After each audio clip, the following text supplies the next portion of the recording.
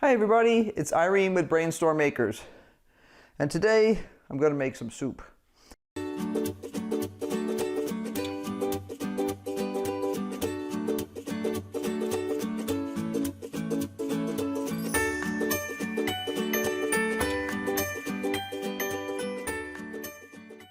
I've made this once before for you guys, but I figure I make it a little bit different each time.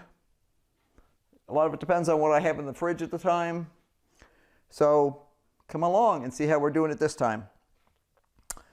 Yesterday, Henry did a big pot of bone broth.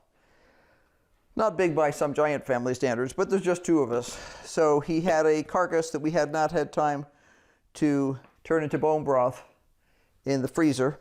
He just took it out, tossed it in with a little bit of water, and cooked it down until there was nothing left.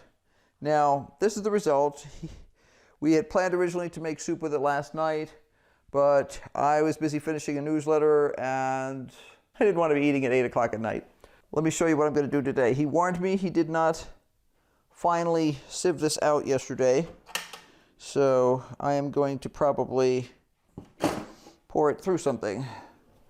Now, I don't take all of the chicken fat off, because the chicken fat gives a lot of flavor. This is just a clean pot. There's nothing magic in here.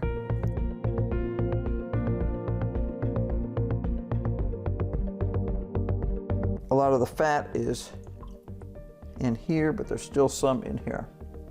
So let me put this in the sink without dripping all over my floor.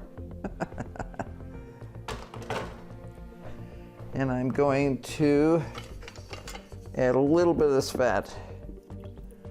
I'm going to stick this on simmer to start warming it up. I need some hot water. So I'm going to put that back here and start it up. Now, what do I need hot water for, you may ask? Very simple. When I have the time, in other words, when I get started early enough for the day, I like to add dried shiitake mushrooms to the soup.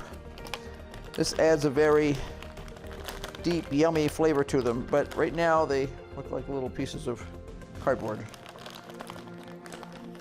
So we buy these at a couple of different places. Once in a rare while they have them in the grocery store.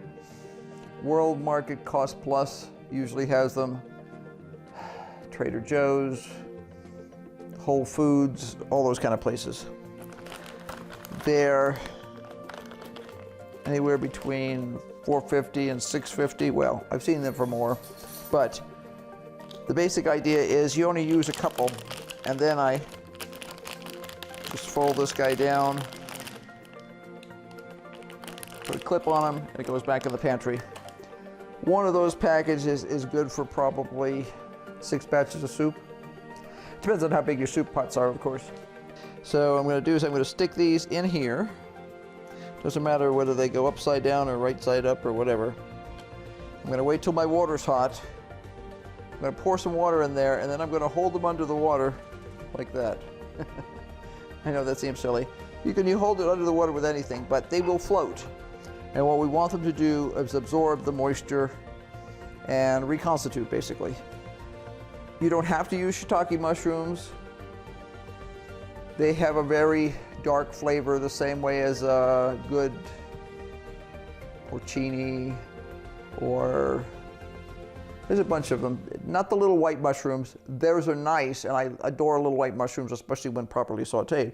But these will give a lot more depth to the flavor, and that's what we're looking for here. Other than that, we're going to be adding whatever's in the fridge in terms of veggies. We use the Kikkoman less sodium soy sauce. Neither Henry nor I are sodium sensitive. Doesn't raise our blood pressure, but some people are. But we are not used to a high sodium diet. In other words, we've gotten away from a lot of salted things. So we try and be conscientious when we're cooking to be aware of how much salt we're adding. I can use the regular soy sauce, but I have to be more careful to make sure the soup doesn't come out over salted. There is no salt, spice, or anything else in this bone broth right now. It is just one dead chicken carcass in some water cooked on the stove. Most of the meat was off of it because we ate it. Sherry cooking wine. In the olden days, they used to tell you that if your wine was not good enough to drink, it's not good enough to cook. Well, would I drink that? Probably not. I'm not a big sherry drinker anyway. I really don't mind sherry cooking wine. It has more salt in it, hence a good idea to have less salt in your soy sauce.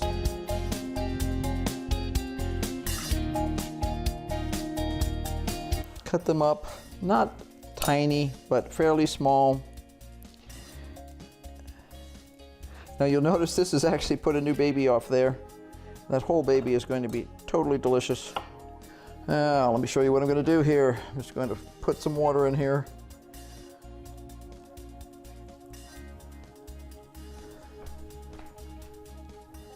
There we go. Perfect. All I've done is I've taken a Pyrex container, I put my shiitake mushrooms in the bottom, put some boiling water on top, and I'm using a small glass ramekin to hold it down underneath. You can use anything that will fit in there. The whole point is to hold everything under the water because you want it to soak up the water, and if it's floating, it will eventually soak up the water, but the point is to do it in a timely fashion and not take hours to do it.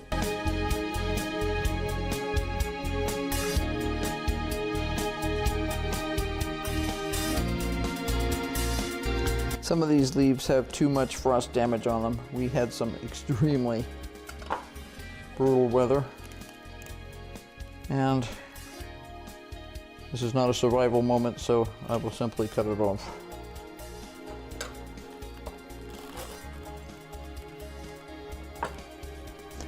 Sometimes I do just chop it in place, but because these are a little older, I'll just make sure there's no dirt in there. These have never been sprayed with anything other than a little bit of water. There's no insecticide, pesticide, anything aside on here. So I'm not concerned about eating anything weird, but I do try and make sure there's not dirt.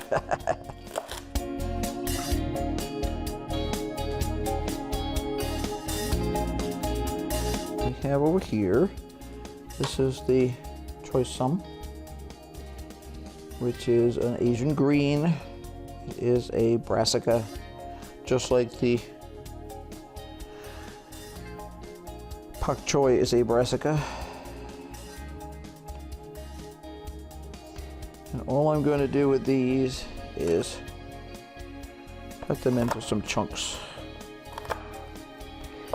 Think of them as asparagus or anything else that you might leave in slightly larger chunks to add flavor.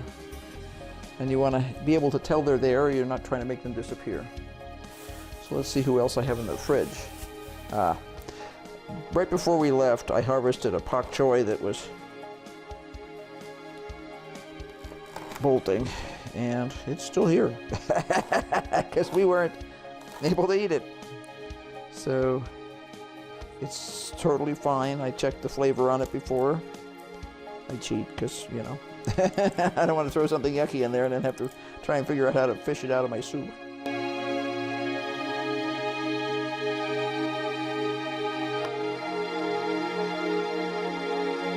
Frost damage doesn't look good. Sometimes causes browning and sometimes can cause it to become more bitter. So what else do we have in here? We have some old celery. Best if used by date. Ooh, over. However, I think I'll throw the rest of this anyway.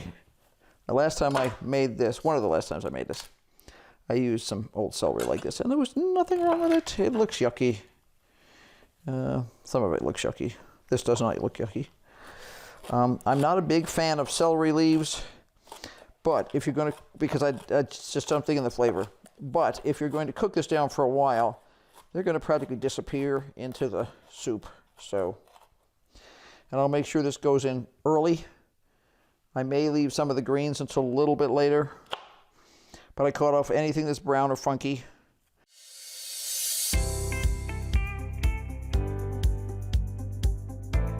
And I have 2 carrots. Now, unfortunately, we have eaten all of the carrots from our own garden. I'm hoping I have to go out and clear a bed. And I'm hoping that there will magically be some carrots in there and possibly some parsnips that have survived the winter experience. So these just came from the grocery store. They are not nearly as tasty as the carrots from my own garden, but they are colorful.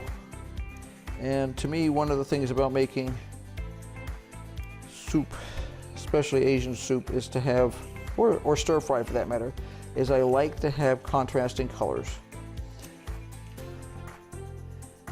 Not all Asian soups have that. It's a personal preference on my part, probably a little Japanese influence from eating a lot of sushi and being very aware of presentation and the fact that just a little bit of color can make something look so much cooler. I also like the idea of a variety of vegetables because I feel like more nutrition. And colored vegetables, and when I say colored I mean reds, oranges, things like that, have different nutrition than the green ones do. Seems like a good idea to mix it up. Flavors will be great. The colors will be great. It'll look great in the bowl. Kind of a win-win. Get rid of these ends that are past their best of use by date. If I'm concerned, if it smells funky or anything like that, I would be certain to taste everything before I cut it up.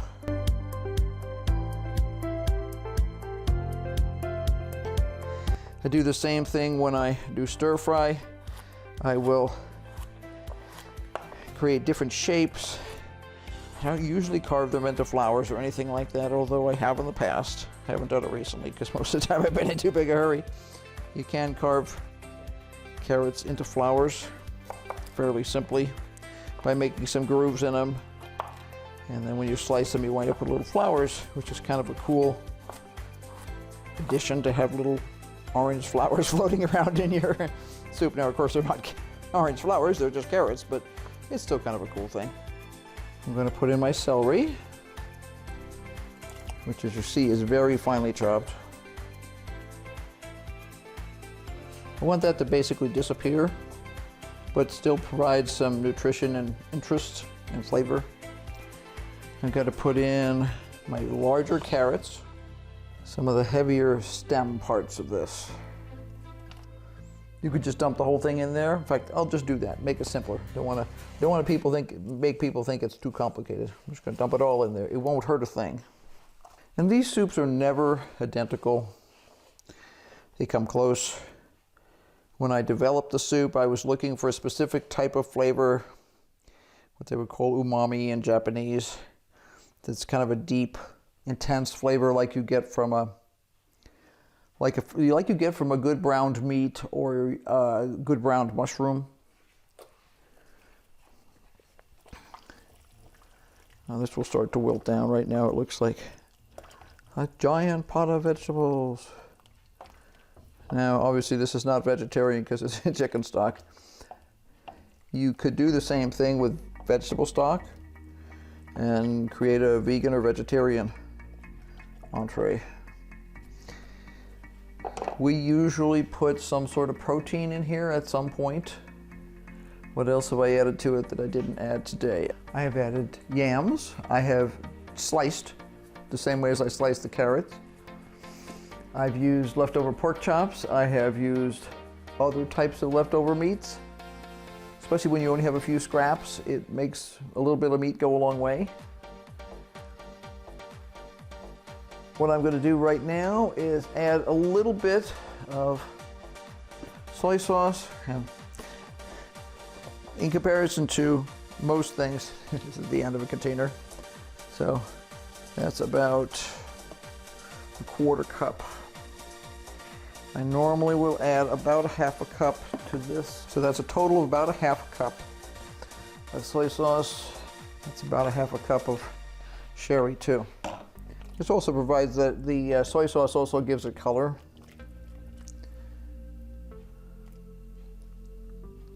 Ouch. Okay, that's on the way. It's on the way. It's not there, but I'm just going to cook this down now.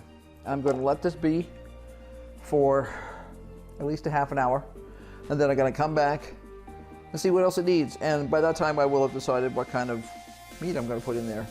Sometimes I put seafood in, sometimes I put meat, sometimes I don't put meat. Depends on what we have on hand. So I'll see you in about a 1/2 hour. 1/2 hour has gone by now. We're bubbling it along nicely. The whole house smells wonderful right now. Remember that shiitake mushrooms that we soaked in water? Well, they're sitting over here. So here's our shiitake mushrooms. Still sitting in their water. I'll take that off there. I'm gonna taste these guys. Now remember they were like cardboard before, now they're squishy. Yeah, they're all puffy nice. I'm not gonna worry about the fact that they're a little too wet. Yeah, I'm screwed. Now you'll notice as I squeeze out that water, this water here turns darker. You don't have to squeeze it out. The only reason I'm doing that is if I don't do that, when I cut this up, I'm going to lose a lot, and I don't want to do that. I'm going to pour that water in to my soup.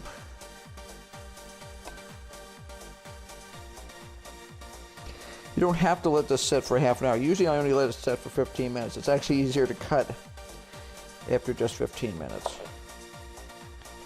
It's a little squishier this way. And I'm going to pick this up and toss it in the soup. And the water that it was soaked in too. Some mushrooms will have sand in them. Shiitakes are not usually one of those that do. So I'm going to let these guys sit a while longer. I'm purposefully grabbing a bigger piece to see how it's doing. Okay, that's perfect. So while the 1/2 hour was going by, I was thinking about what I wanted to put in here, and I sort of stuck my head in the freezer to see what we had ready. And I found a package of ham that we had chopped up into small pieces. I decided I'm going to use that. It won't require any additional cooking. It's ready to go. This is one of those things, we got a big ham back in December, so we decided that it would be a good thing to process it into small bits like this. So some of it was frozen as slices, some of it was frozen as little chopped up bits. We frequently use these little guys when we, I will can split pea with ham soup. When we had a bunch of ham, we processed it into small chunks. These are about 3/4 inch square. Instant soup. Perfect. So what I'll let this do is I'll let this cook for probably 15 minutes, and then I'll decide what else I'm going to put in it. I do have some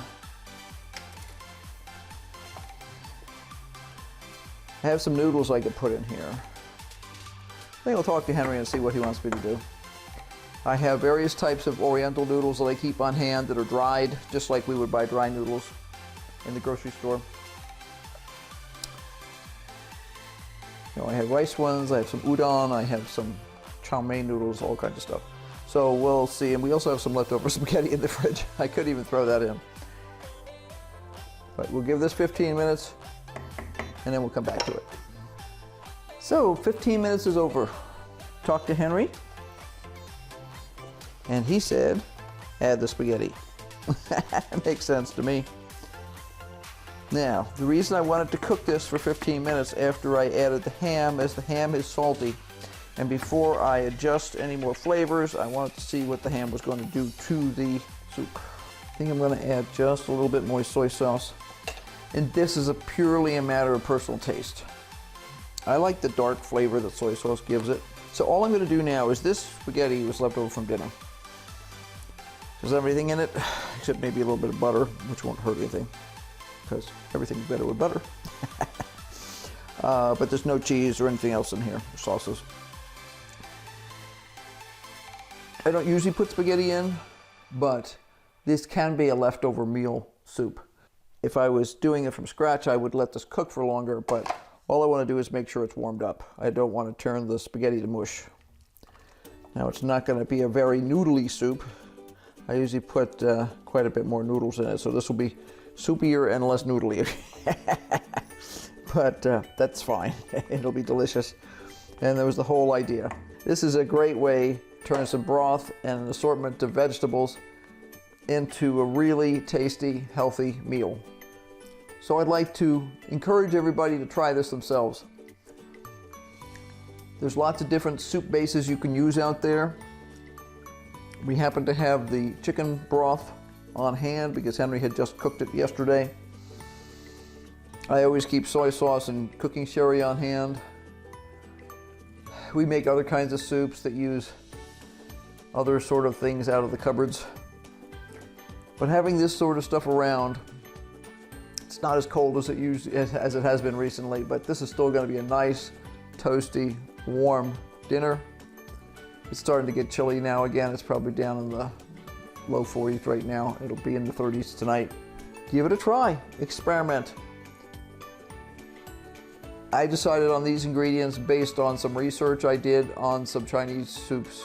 I have a whole stack of Chinese cookbooks. If you don't have cookbooks, go online and see what people are using. There's all kinds of interesting things that people think of to throw into soups that let you take a bunch of really ordinary ingredients and make something yummy. I hope you like this. Be sure to like, subscribe, and hit that notification bell so you see what other things we're doing. There'll be lots of gardening, lots of cooking, all kinds of stuff coming up. Until next time, have a great week, and bye.